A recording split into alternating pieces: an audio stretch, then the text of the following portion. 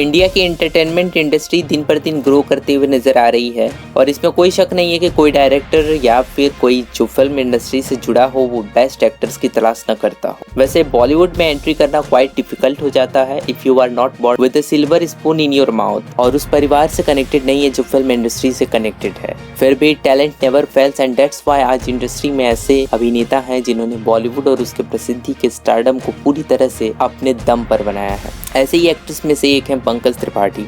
पंकज को अभिनय में उनके एक्सीलेंस के लिए जाना जाता है, लेकिन उनकी कहानी वैसी नहीं है जैसी हम सोचते हैं। बिहार के एक छोटे से गांव से उभरा बॉलीवुड का अनोखा सितारा पंकज जैसे एक्टर्स को बॉलीवुड की चकाचौंध ने हमेशा ही अनगिनत कलाकारों को अपनी ओर खींचा है, लेकिन इसमें सक्सेस उन्हीं को मिल पाई है जिन्होंने अपने अथक परिश्रम और दृढ़ विश्वास के साथ इस ओर कदम बढ़ाया है। तो आज आपको पंकज त्रिपाठी के लाइफ से जुड़ी कुछ अनजाने फैक्ट्स बताने वाले हैं जिन्हें आपको जरूर जानना चाहिए। नंबर 12, आज इंडियन फिल्म इंडस्ट्री में तेजी से उभरते अभिनेता पंकज त्रिपाठी ने अपनी लगन और विश्वास के बल पर अपनी एक खास जगह बनाई है। बिहार के एक छोटे से गांव गोपालगंज से इस कलाकार ने अपना सफर शुरू किया। बचपन से ही गांव में ये नाटक आदि में गहरी रुचि लिया करते थे। इन्होंने घर वालों की इच्छा के विरुद्ध अभिनय को ही अपना लक्ष्य बनाया। नंबर 11, पंकज त्रिपाठी का जन्म 5 सितंबर 1976 को हुआ था और उनका पालन पोषण बिहार राज्य के गोपालगंज जिले के बैलसट नाम के गाँव में हुआ था। उनके पिता का नाम पंडित बनारस त्रिपाठी और माँ का नाम हेमवती देवी था। पंकज 2 भाइयों और 2 बहनों में से सबसे छोटे थे। नंबर 10, पंकज त्रिपाठी अपने पिता के साथ खेती में तब तक मदद की जब तक वो 11 साल के नहीं हो गए, क्योंकि वह कृषि से जुड़ी फैमिली से आते थे। एक इंटरव्यू में पंकज ने इस दौरान की एक इंसिडेंट बताते हुए कहा, मेरे पिता ने एक छोटे से 5 हॉर्स पावर के ट्यूबवेल पंप को खरीदने के लिए कोऑपरेटिव बैंक से 5,000 रुपए का लोन लिया था। इस पंप का एक हिस्सा जिसकी कीमत 500 रुपए थी आसानी से अलग हो जाता था। चोरी से आसानी से चुरा सकते थे। उस 500 रुपये को बचाने के लिए मेरे पिता और मैं रात को जल्दी खाना खाते थे और 8 बजे तक हमेशा खेत में पहुंच जाते थे। वो बताते हैं कि उस समय 500 रुपये बचाने के लिए हम पंप के पास ही सोते थे। नंबर 9, पंकज बताते हैं जब वो गांव के नाटक में भाग लिया करते थे तो एक लड़की की भूमिका निभाते थे।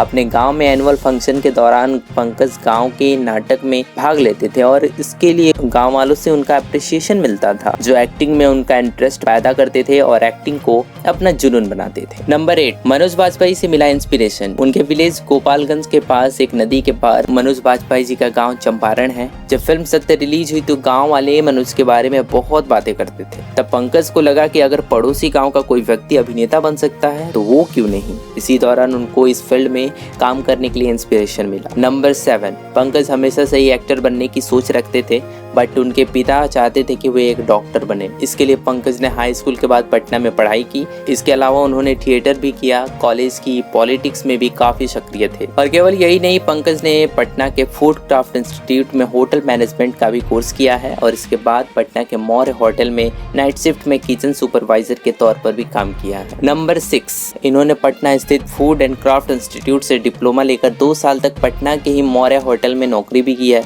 लेकिन वे अभिनय के अपने जुनून को रोक नहीं सके और दिल्ली के एनएसटी से अभिनेता की यात्रा पर निकल पड़े।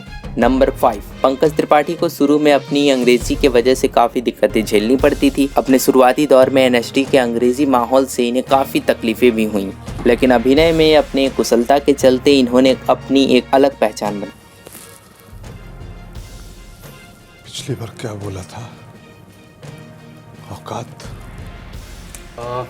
नहीं, बंटी वल्गर है भाई। ये क्या कैसे गाली गलौज कर रहा है? मैं बंटी वंटी नहीं करूँगा। लो छाता कैसे? अरे अहम ब्रह्मास्मि। नंबर 4, इसी दौरान साल 2004 में इन्हें अपनी पहली फिल्म रन के लिए मौका मिला, जिसमें इनकी अभिनय की काफी प्रशंसा हुई, लेकिन इस सफलता से भी कुछ खास बात नहीं बनी और अगले 6 से 7 सालों तक कई प्रोड्यूसर्स और डायरेक्टर्स के चक्कर काटते रहे। 1-2 छोटी मोटी फिल्में भी मिली, लेकिन इससे उन्हें कोई खास सफलता हाथ नहीं लगी। नंबर 3, साल 2012 में मुंबई आने के बाद 8 साल बाद उन्होंने गैंग्स ऑफ वासेपुर के लिए एक ऑडिशन दिया और ये ऑडिशन 8 घंटे तक चला और इवेंचुअली उन्हें एक भूमिका भूमिका मिली और इसकी वाइडली प्रशंसा की गई। गैंग्स ऑफ वासेपुर ने उन्हें एक नई आइडेंटिटी दी। नंबर 2, फिल्म इंडस्ट्री में अपने अर्लियर स्ट्रगल के दौरान वो गैंगस्टर के कैरेक्टर का पर्याय बन चुके थे, क्योंकि उन्होंने ज्यादातर निगेटिव कैरेक्टर्स ही किया था, जिनमें गैंग्स ऑफ वासेपुर जैसी फिल्में आती हैं। नंबर 1, पंकज जी के लाइफ में एक समय ऐसा भी आया था जब काम के अभाव के कारण इन्हें आर्थिक तंगी का सामना करना पड़ा था। ऐसे हालात में उन्हें अपने दोस्त की शरण लेनी पड़ी और इसी दौरान साल 2012 में एक film I gangs of Wasseypur, जिसकी रिलीज होते ही बॉलीवुड में जैसे एक तहलका समझ गया।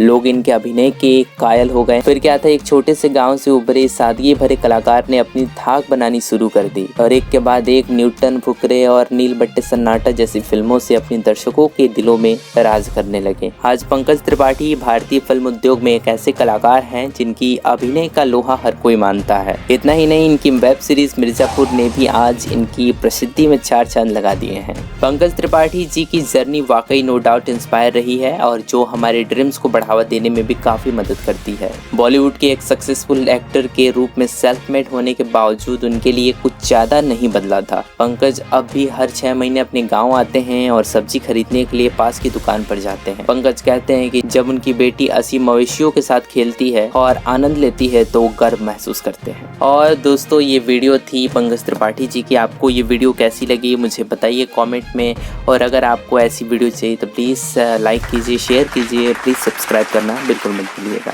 धन्यवाद।